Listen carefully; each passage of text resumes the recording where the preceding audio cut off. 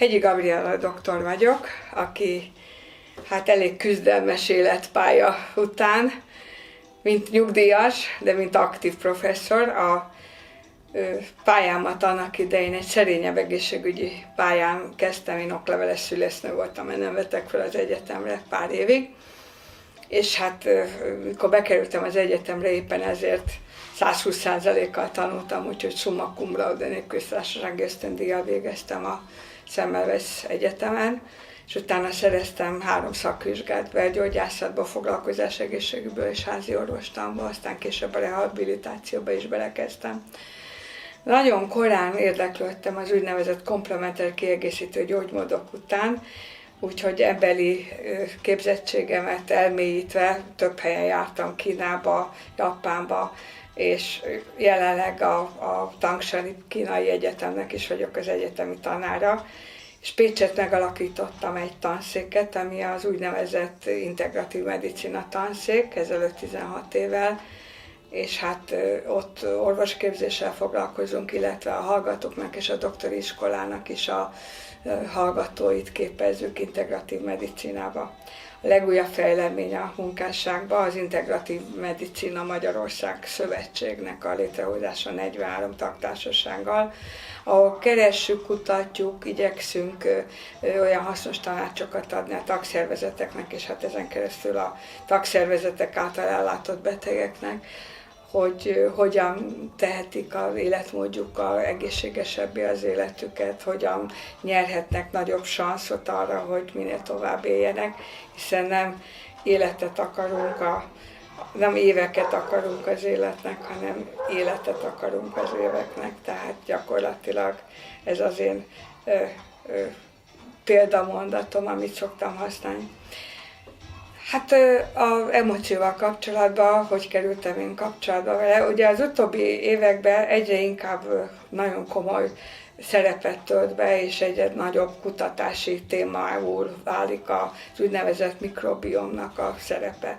A mikrobiom az az egészséges ember bélflórájának az összessége, és ez a bélflóra, ez nagyon hatalmas szerepet tölt be. Most kezdünk visszatérni rá. Annak idején Hippokrates mondta, hogy a betegségek a bélbe kezdődnek. Ez valóban így is igaz. És ma, mint egy második agyként és második idegrendszerként tartjuk számon a bélnek a baktériumflóráját.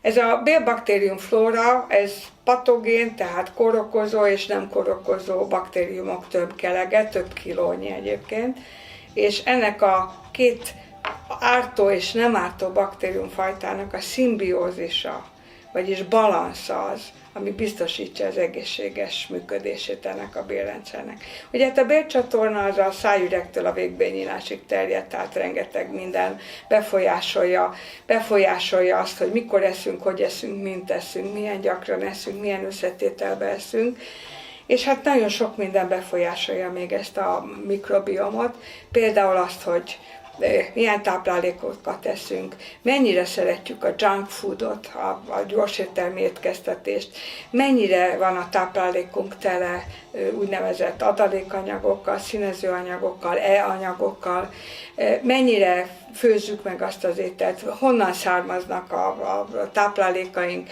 mennyi húst teszünk, mennyi zöldséget, mennyi gyümölcsöt. Pár évvel ezelőtt az amerikai kormány létrehozott egy olyan ajánlást, ami hasonló, mint a táplálékpiramis, ami azt jelenti, hogy a táplálékpiramisnak az alja az a gabonafélék, és ahogy megyünk fölfele, a gyümölcsök, a zöldségek, aztán a húsok, a tejtermékek, és végül a olajok és a só, és ez egy ilyen piramist alkot, tehát hogy a táplálékunknak kb. A 30%-a, 40%-át kell, hogy tartalmazza a gabonafélék. Na igen ám, de aztán rájöttünk az évek során, hogy a glutenérzékenység az megengedhetetlenné teszi azt, hogy ezekből sokat tegyünk, és aztán jöttek a különböző glutenmentes diéták, még azoknak is, akinek nincs gluten érzékenysége. Aztán jöttek a különböző ételallergiák, a táplálékintoleranciák és egyebek, és korunk ártalma, és én, mint kezdő fiatal belgyógyász, nagyon gyakran találkoztam azzal, hogy a beteg 2-3 doboz maripent kért, és én boldogan fölírtam, mert jó akartam lenni a betegnél, és kiderült, hogy a túlzott antibiotikumfogyasztás, az tulajdonképpen a bélflórára ártalmas.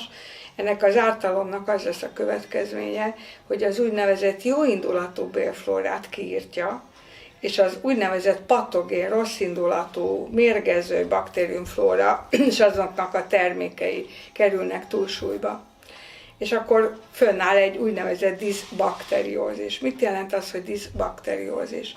Ez azt jelenti, hogy a puffadás, a szelesség, az émelygés, a hányinger, a hányás, a székrekedés, a hányinger, és nem csak a gyógyszerek következtében, nem csak az antibiotikumok következtében, nem csak a kemoterápiák következtében, hanem egyáltalán fölborul ez a bakteriális egyensúly.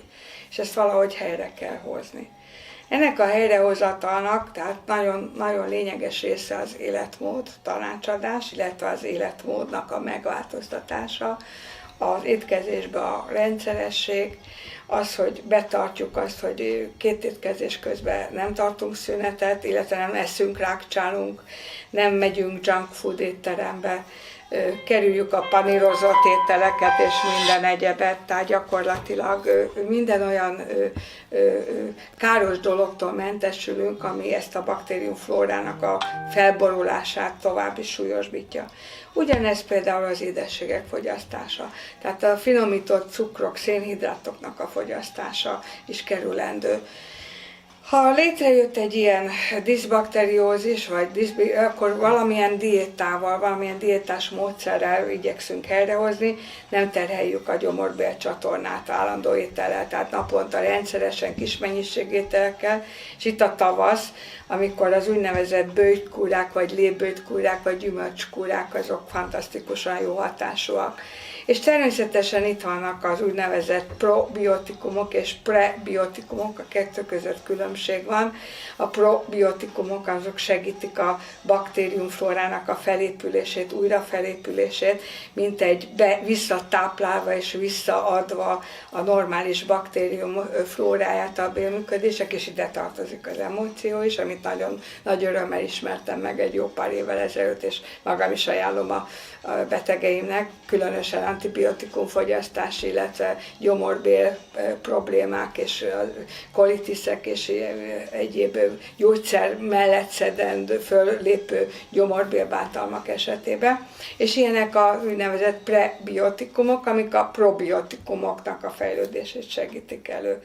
És hát természetesen a megfelelő folyadékfogyasztás. Miért nem volt ez ennyire problémás ezelőtt 20-30-40 évvel? Mert annak idején azért a termőföldeket nem aknáztuk ki, volt ilyen, hogy vetésforgó, nem volt kemikáliával terhes, tehát az a zöldség, gyümölcs, amit ma eszünk, azt permetezik. Ezek a permetezőszerek, ezek a kémiai vegyszerek, ezek megjelennek a gyümölcsbe, sőt, még az állatoknál is, akiknek a takarmányát is védeni akarjuk azzal, hogy kártevőktől mentes legyen a nagyobb termelési irányába, és akár a tojásba és minden egyébbe is megjelennek ezek az anyagok, és ezek az úgynevezett mérgek idézőjelbe, amelyek megterhelik a szervezetet. Például, ha valaki rengeteg húsfélét teszik, vörös húst vagy ilyesmit, ami nehezen emészthető, akár marhahús is, gyakorlatilag megterheli fehérjével a szervezetét, és ezek az anyagok a normális bélműködés kapcsán nem tudnak könnyen emésztődni és kiürülni a szervezetbe, hanem panganak. És létrehoznak különböző úgynevezett gurdélyokat a bélbe, tehát ilyen kiöblösödéseket, ezek a divertikulitiszek, amelyek ha begyulladnak, akkor tovább rontják a betegnek az állapotát, és úgynevezett nyitott bélszindróma jön létre, ami azt jelenti, hogy ha elképzeljük a bélcsatornát, ami úgy néz ki, mint egy finom szövet, akkor ezen át kell, hogy eresztődjön, diffundáljon a szervezetbe minden jó anyag, de ugyanakkor a úgynevezett méreganyagok is átdiffundálnak, és ezek a méreganyagok, ezek károsítják ezt nem csak a szervezetet magát, hanem magát a bélflórát is. Tehát gyakorlatilag egy nagyon érzékeny, egy nagyon odafigyelést igénylő szervünk az emésztő szervünk, és ebbe pedig a bélnek a működése kifejezetten fontos. Én amikor megismerkedtem az emócióval, akkor kíváncsisággal voltam eltelve, mert hiszen az élő baktériumflóra, amit mi ajánlunk a betegnek, ugye a kefir és a valódi joghurtok és a tejtermékek formájában, ez többszörösen tartalmazza az Acidophilus bifidust és a termékeit, és ezek azok a jótékony baktériumfajták, amelyek visszapótlódnak a szervezetbe, és az egészséges és természetes fogyasztással megvédik a diszbiózistól és a diszbakteriózistól a bélcsatornát. Úgyhogy én tudom ajánlani egészségeseknek, de tudom ajánlani olyanoknak is, akik például valamilyen betegség folytán műtét kapcsán, bélműtét kapcsán átestek valamilyen például rezekciós műtéten vagy tumor utáni állapotban, ahol nagyon életfontosságú visszaépíteni a normális baktériumflórát a bélnek. Széles körű tehát a felhasználása, korai gyerekkortól kezdve és késő időskorig, panaszmentes egyedeknél is nagyon fontosnak tartom, hogyha meg tudják tartani ezt a kis kupicázós fogyasztását, de különösen ott, ahol gyomorbélbetegségek vannak, diszbiózisok, diszbakteriózisok, antibiotikumot fogyaszt az illető, műtét után van, kemoterápiát szed, olyan bélbetegsége van, ami gyulladásos bélbetegség, ott elengedhetetlen fontosnak tartom, hogy az emóciót szedje.